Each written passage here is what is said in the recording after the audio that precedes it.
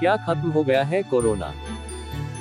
Covid जैसे लक्षणों के बावजूद कोरोना के मरीज न के बराबर सामने आ रहे हैं। रोजाना करीब 1.25 लाख से ज्यादा कोविड जांचों में बहुत ही कम कोविड पॉजिटिव केस आ रहे हैं। हालांकि इसके बावजूद ये कहना कि भारत से कोरोना चला गया है या खत्म हो गया है, ठीक नहीं है।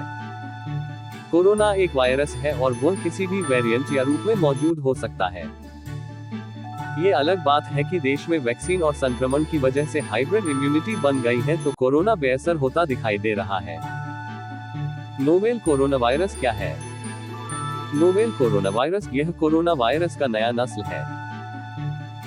सबसे पहले वुहान, चीन में पता लगने वाले नोवेल कोरोना वायरस से होने वाली बीमारी को कोरोना वायरस डिजीज कोविड-19 कहते हैं।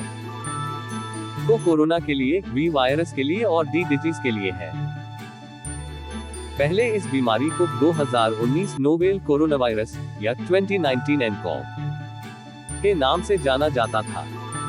कोविड-19 virus severe acute respiratory syndrome SARS से जुड़ा हुआ एक नया वायरस है। कोविड-19 वायरस किस तरह फैलता है? ये वायरस किसी पीड़ित व्यक्ति के खांसने या छींकने से सांस के कणों, बूंदों के सीधे संपर्क में आने से या वायरस से संक्रमित सतह को छूने से फैलता है। कोविड-19 वायरस कुछ घंटों तक अपनी सतह पर जीवित रहता है, लेकिन इसे किसी साधारण निसंक्रामक से खत्म किया जा सकता है। कोरोना वायरस के लक्षण क्या है? इसके लक्षणों में बुखार, खांसी, जल्दी सांस लेना आदि हो सकता है।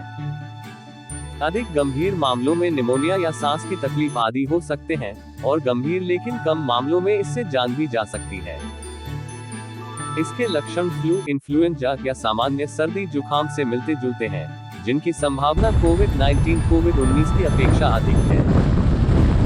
इसलिए इसमें टेस्ट करना जरूरी है, जिससे किसी को कोविड-19 होने पर पता चल सके। ये जानना महत्वपूर्ण है कि इससे बचाव के वही सामान्य तरीके हैं। बार-बार हाथ धोना और सांस लेने संबंधी सावधानियां, खांसते या छींकते समय टिश्यू या कोहनी को मोड़कर अपना मुंह और नाक ढक लें और इस्तेमाल के बाद टिश्यू को किसी बंद कूड़ेदान में फेंक दें। इसके संक्रमण के खतरे से हम किस तरह बच सकते हैं? यहाँ 4 सावधानियां बताई जा रही हैं, जिससे आप और आपका परिवार संक्रमण से बच सकता है। निरंतर अपना हाथ साबुन या अल्कोहल आधारित हैंड रब से साफ करें। खांसते या छींकते समय टिश्यू या कोहनी को मोड़कर अपना मुंह और नाक ढक लें और इस्तेमाल के बाद टिश्यू को नष्ट कर दें। अगर आपको या आपके बच्चे को बुखार, खांसी या सांस की तकलीफ हो तो अपने स्वास्थ्य कर्मी या डॉक्टर से संपर्क करें। सर्दी, जुकाम या फ्लू के लक्षणों वाले किसी भी व्यक्ति के संपर्क में आने से बचें।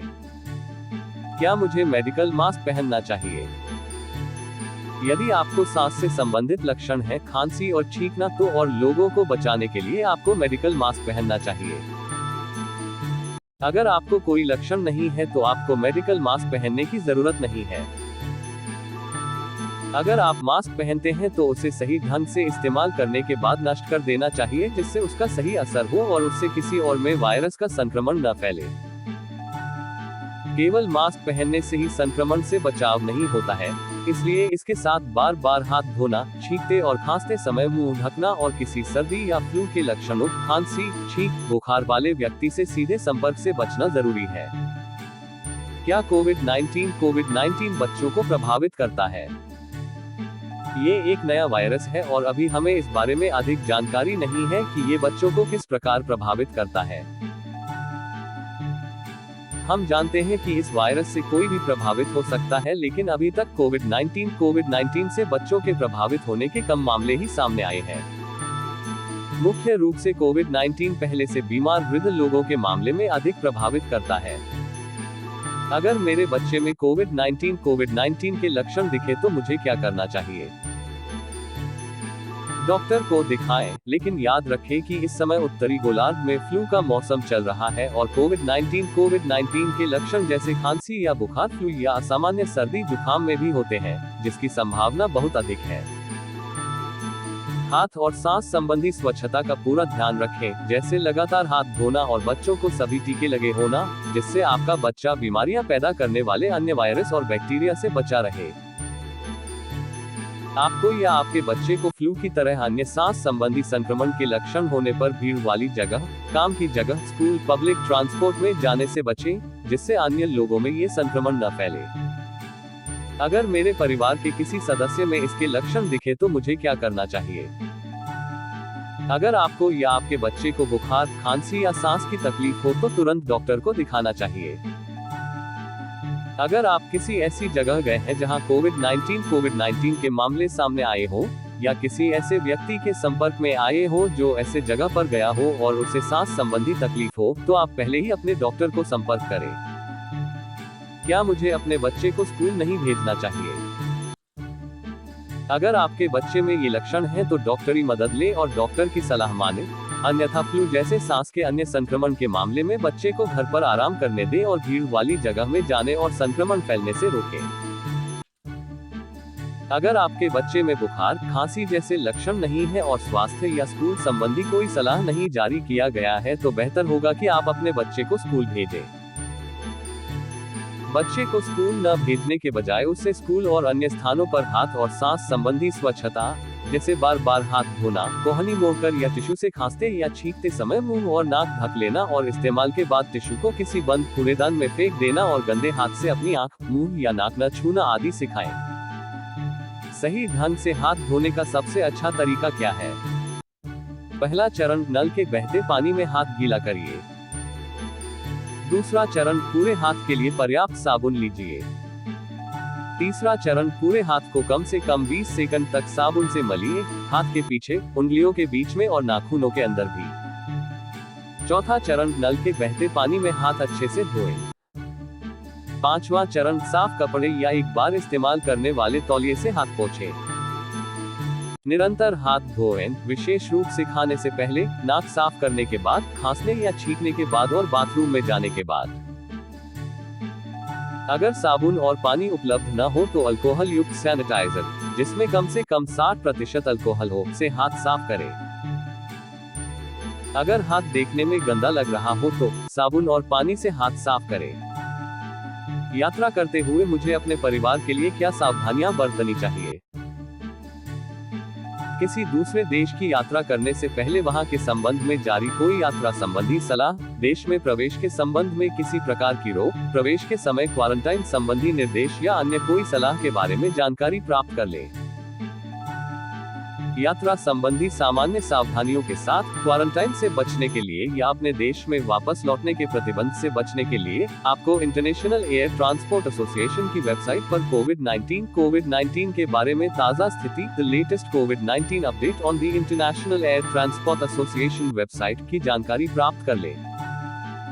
किसी भी यात्रा के दौरान सभी अभिभावक खुद के लिए और अपने बच्चों के संबंध में स्वच्छता संबंधी मानकों का पालन करें।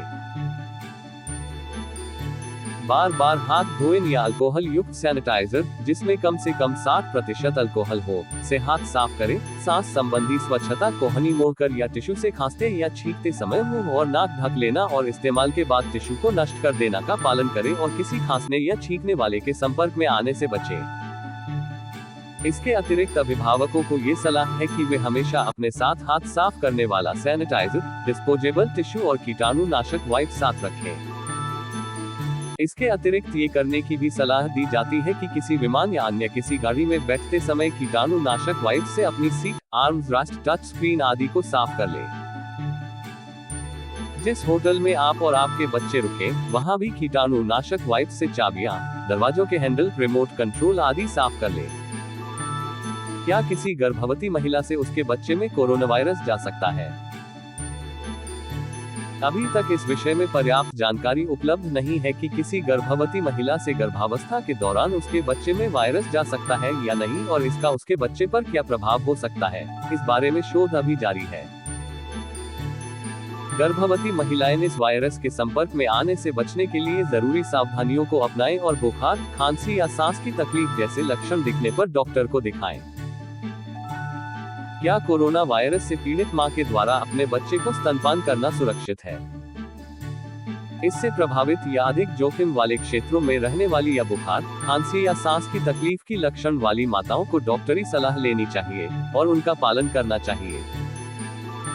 स्तनपान के फायदों को ध्यान में रखते हुए और श्वास संबंधी अन्य वायरस की मां के दूध में क्षीण भूमिका को देखते हुए माताओं को अपने बच्चों को पूरी सावधानी के साथ स्तनपान कराना जारी रखना चाहिए।